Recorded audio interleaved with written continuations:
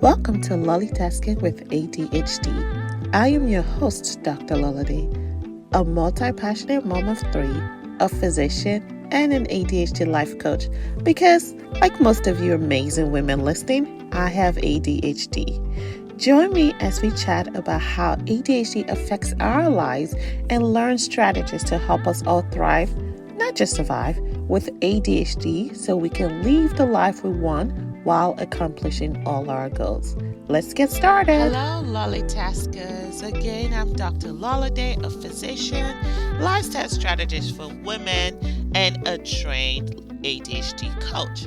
My goal is to help all women who are ready to show up in their full potential, but are constantly being sabotaged by their overwhelmed life or distracted brain. Learn how to finally implement but just not implement, but implement with ease without sacrificing themselves, their loved ones, or their dreams. So, welcome to LollieTasking. It's been an amazing week. We are so happy we are getting to our 1 year anniversary. And on the last episode, I did a little reintroduction and I talked about how multitasking would be a little bit different. But the more I think about it, I'm like, this is kind of what we did already. This is what we've been doing already. So there's not going to be as much difference as you think. By the end of the day, we are a whole person, and that's what I teach in my program. Like, do things for you the way it works for you as a whole person. We're not like a different person at work and a different person at home. At the end of the day, the decisions we make at work affects home, and the decisions we make at home also affects work. So that's that. So, welcome, welcome, welcome. I would really, really love for you guys to leave us a review that we could get a shout out on the next episode of Lolly Tascade. If you've loved what you hear, if you've even gotten one thing from this episode, please like, share with your friends and your community, and please leave us a review. I would love, love, love to give you a shout out on our next episode. So, topic for today. The topic for today is how to achieve your goal. About 2 episodes back, we talked about accountability and how accountability is so important. But before we even get to accountability, I'm kind of working my ways backwards. I'll do this on the next one. After this will be why, right?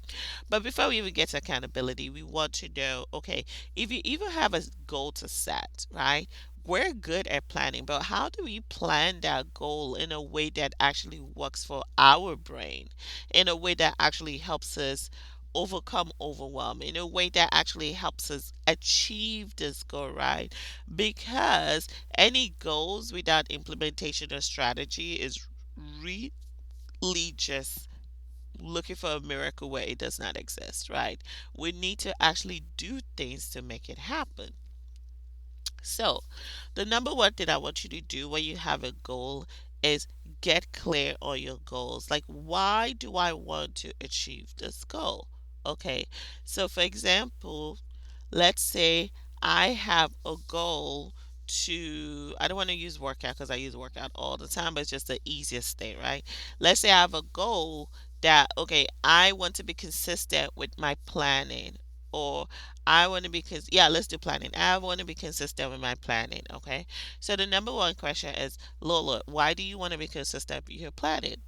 The reason why I want to be consistent with my planning is because I know that when I plan, it actually makes my day a lot smoother. And it makes me know what I'm supposed to be doing. Like, okay, but why do you want your day to be smoother? When my day is smoother, I'm not as overwhelmed. Okay, why do you not want to be overwhelmed, right? That seems like a duh. Of course I don't want to be overwhelmed. But asking yourself this question is very important. Why don't you want to be overwhelmed? I don't want to be overwhelmed because when I'm overwhelmed, I shut down, right? Okay, why don't you want to shut down? I don't want to shut down because when I shut down, then I don't do anything. And guess what? And I definitely would not achieve those goals, right? So, going back to those reasons is so important because it helps you have an anchor to your goals, right? So, my main goal is I need to do my planning, which I call my GPS. That way, because I'm not overwhelmed, and when I'm not overwhelmed, I don't shut down and I can actually achieve my goal. Right?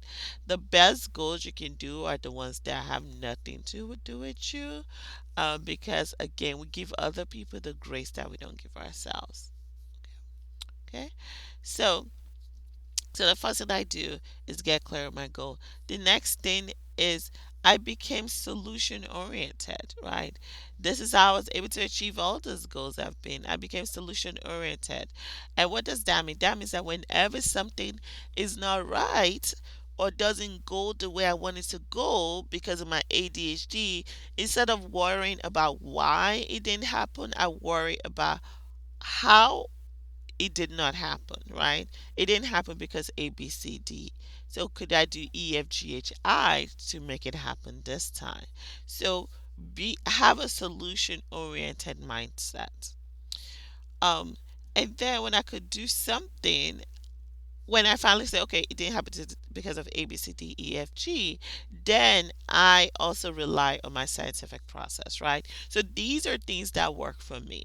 Me, Dr. Lola, these are the reasons why I'll be able to achieve my goals, right? Number one, I get very clear on my goals. Number two, I become solution oriented. Okay, I can't do the planning because A, B, C, D, E, F, G. So I'm going to try H, I, J, K to see if that will work for my planning. Okay. And that brings me to what I call my scientific process. I'm a scientist at heart, so a lot of things, when things don't work out, I'm literally thinking of how do we solve it versus staying in the oh, it's not working out phase, right? So, how do we solve it? And doing the scientific process helps a lot with that. So, one of the things you do is asking yourself, what is my question? What is the goal I'm trying to achieve? Okay. What are my observation of this issue? What is my hypothesis, right? Your hypothesis is what you think the result of your experiments would be. So I think, if I do my planning first thing in the morning, at the end of the month, I would have been able to plan for 30 days straight because I won't have a distraction, right? So that's a type of hypothesis. So when you're coming up with your experiment, you really need to be logical. It doesn't necessarily mean you write this all down word for word. Some people do and it works for them. But for me, I have a mental notes that I keep to myself, right? So the first thing I want to say is um, having goals, right? I use SMART goals. So, what does SMART goals stand for? SMART goal for me, number one is being specific. I'm very, very specific on my goal. And not only am I specific, I make sure it's simple and I make sure it's small. We try to overdo everything, it does not help us. Make it very, very simple and break it into smaller steps, right? So, S stands for be very specific, be very simple, and make it very small. In you doing that, you realize that, okay, maybe it is doable. Okay, so if I want to plan for the next month, am I going to have a 3 page worth of planning? No. My planning could literally be okay, so I wake up in the morning, I pull out my journal, and I write the 3 most important things I want to do in the day. That is very simple, that is very to the point, and that is very specific, right? So that would be my plan. It doesn't necessarily mean that Susie's planning or Sally's planning, but it's Lola's planning. And she'll see if that would work for her because she's not doing too much. She's not being overwhelmed, right? So it's so simple to do, and it's able to be added on. You could scale up if you feel like, okay, this is too easy, I've gotten this back, right? You could scale up gradually versus start at a very, very high, overwhelming place. Then it makes it difficult, right? You get overwhelmed and then you shut down. So the next thing is measure. How can how can I know I have achieved my goals, right? How am I going to track it? Again, make it super, super, super simple. You could have like a little, you could have a calendar on your way out that you just put an X if you planned your day, right? You could have in your planner, like in our planner, we have a coloring page. Every day you plan, you could do a little coloring, right? Because whatever you don't track, we forget. And you guys know if it's not in our forefront, we forget it. So, how are we going to track to make sure we're actually achieving the goal? The next thing is uh, M is measurable, A is achievable. Achievable not only in the scope, right? We're not trying to build a Eiffel Tower, but achievable also in time. How much time have you allocated to this goal, and is it realistic? And when we say time, we talk more about the duration of the goals, and we also talk about the length, the timing. Like, okay, I'm gonna start planning starting tomorrow. I'm going to spend 5 minutes every day on planning. Right? See, if I tell myself I'm gonna spend 5 minutes at least, I know I would do the minimum requirement versus telling myself I'm going to spend 50 years doing it and then nothing gets done because in our mind, you're like, oh, I have time. I have time. Right? So that's achievable both in the scope, is it still big, and in the time. Do I have enough time? Then the next step is relevant. This why is this relevant to you? Why is having a planner relevant to you? Right?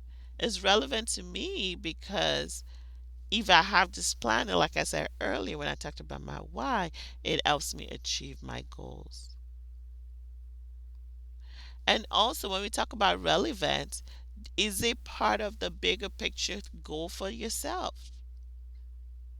Or is this just another thing that came up because of shiny object syndrome? So having those tough, honest conversation with yourself is amazing. The next thing is time bound. Again, kind of like how we talk about achievable, you got to make sure does the work and the time allotted for it. Another one that is not the typical smart thing is interest. In ADHD, I always put I in there. Are you interested in this? Is it fun? Are you excited about the goal? Is it something that, with your ADHD excites you? Are you giving yourself a reward? Right? Are you giving yourself a reward? Okay, when I do this, I'm going to get this. And mind you, whenever you give a reward, make sure it's not something that makes your dopamine even get worse, like food, screen time. No, those are not rewards. A reward could be we're going to go hang out outside together, right? Making and then following through on the reward. Because once they know that if I do this, I'm going to get this reward, they're more likely to do it at this time, right? So, and then the final thing is environment. How is your environment? You can try as much as possible to like plant things on a gravel where on the road. But if you don't have soil, if you don't have water, if you don't have sunlight, it's not going to grow. A lot of us are in environments that are not great for our ADHD. And same when you're looking at goals, you got to ask yourself, is this environment perfect for my acting caliber or for my planning? I say acting, for my planning, right? Is this environment great for planning? Am I in a loud place or am I waking up super early where I can like listen? I could be quiet, there's no distraction, and I can finish my planning in 10 minutes. Or am I trying to plan when 1,000 people are asking me questions? So your environment dictates sometimes how you thrive. Part of your environment is also asking you, who can help me achieve this goal? Can my family or my children help me with some of the goals? Right? It is very, very important. So that's really it. So the next the is summarized. I write out my experiment. Oh, then after I've done the smart, I actually write it out. I am going to plan for 5 minutes, writing just my three important things at 5 a.m. every day, lasting for 5 minutes. Right? So you write it out and then you try the next day. The next step is analyzing the data. When you try it the next day, maybe for 10, 15 days, you come back and tell yourself, how did I do? Is there something I could work on? Right?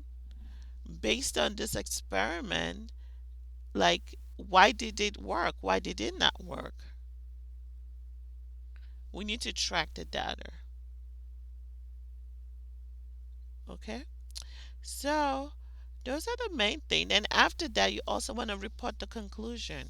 So, based on the experiments I've done, I'm able to now plan my day every day at 5 a.m. because of A, B, C, D. And in you going through this process, it actually helps you understand not only who you are, it also helps you understand what your positives are. It also helps you understand what you need to be able to grow or do whatever it is you want to do. And the process seems like, oh my gosh, who has time to go through all this process? I already feel overwhelmed. The investment you put in the beginning, right, in planning would pay off in you achieving your goals. So even though you just want to start your day without looking at anything and just go, a lot of research and anecdotal evidence have shown that if you don't write it down, it probably wouldn't happen. Okay? So this is why we plan. So I'm going to leave you with two quotes. The first one is, all life is an experiment, by Ralph Waldo Emerson. And the second one is, all experiments are learning experiences, even though they don't go as planned. Okay? So everything you do is a learning experience, even if it doesn't go as planned, at least initially. Okay? So that's that. And that's it for today's episode. The main thing again is we talked about getting clear on your goals. That's number one. We talked about creating a plan for your goal using the SMARTY technique. And then the third thing is we tested the plan. We talked about importance of testing a plan for your goal by tracking it, analyzing it, and having a conclusion, a precise conclusion. So, after listening to today's episode, if you could do one thing from this episode, what is that one thing you would do? Write it down and create a plan. Let's get to it. Listen to the episode again, take notes, and say, okay, I will start A and work on that. Just one thing, okay? So, thanks again for hanging out with me today. I hope you have an amazing day and I hope you have a very intentional week ahead. Don't forget to follow us on IG at LollieTasker or email us at hello@LollieTasking.com. Again, reminder, guys, please leave us a review, like, share with your friends. The more people that listen to the episode, the more people we can have join the Lolly Tasking community. Don't be a stranger. If you have any questions or want to talk to me about something, or you have a topic you want me to discuss, please shoot us a message. You can also join our um, Facebook group. I can join our Facebook group where there are other Lolly Tasker fan, and you guys can talk. Just in all clarity and in all disclaimer, I really am not as involved in that group, but it's a great place where you can bond with other people who do like the episode as well. So till next time, remember, you can do it too with some planning, a little bit of balance, and a dash of determination. This is Lolly Tasking with ADHD.